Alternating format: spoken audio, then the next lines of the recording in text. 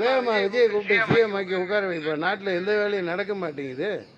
இந்த ஆட்டுக்கு தாடியும் கவர்னர் நாட்டுக்கு கவர்னரும் தேவையில்லைன்ற மாதிரி இது எந்த கவர்னர் வந்தாலும் இதை தான் பண்ணுறாங்க. வந்த உடனே அந்த அரை ஏக்கராக அறுக்க ஆரம்பிச்சிடுறாரு.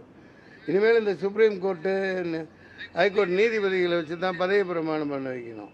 பதவியை போட்டு நிச்சயதார்த்தம் பண்ணி 1.5 வருஷம் கழிச்சு கல்யாணம் வைக்கிற மாதிரி இப்போவே 5 நாள் ஆகுது. என்னோட 1 வாரம் ஆக போகுது. ஜெயிச்சு வந்து அது 108 மக்கள் வந்து விநாயகருக்கு தேங்காய் உடைக்கிற மாதிரி பட்டையை கலப்பு பட்டாசு வெடிக்கிற மாதிரி அடித்து தூள் கலப்புன்னு 108 கொடுத்துருக்காங்க. அதை வேற 108 மாற்ற போகாதீங்கப்பா.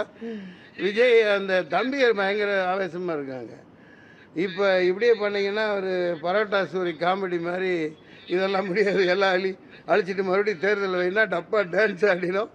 எல்லா கட்சிகளும் துண்டை காணாது துணியை காணான்னு அவ்வளோதான். செலவழிக்க முடியாது. 10 பைசா செலவழிக்காமல் எவ்வளோ பெரிய சாதனை பண்ணியிருக்கு. அப்படி இல்லை அப்படியே அந்த மத்திய அரசு இப்படி நாதாரிப்பத்தனமான வேலையை பண்ணிகிட்டு இருக்குது. இது ரொம்ப தப்பானது.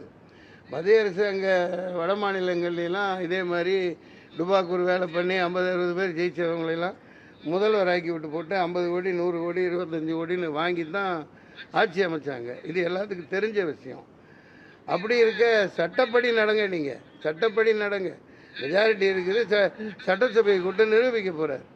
எந்த வேலையும் நடக்க மாட்டேங்குது நாட்டில்.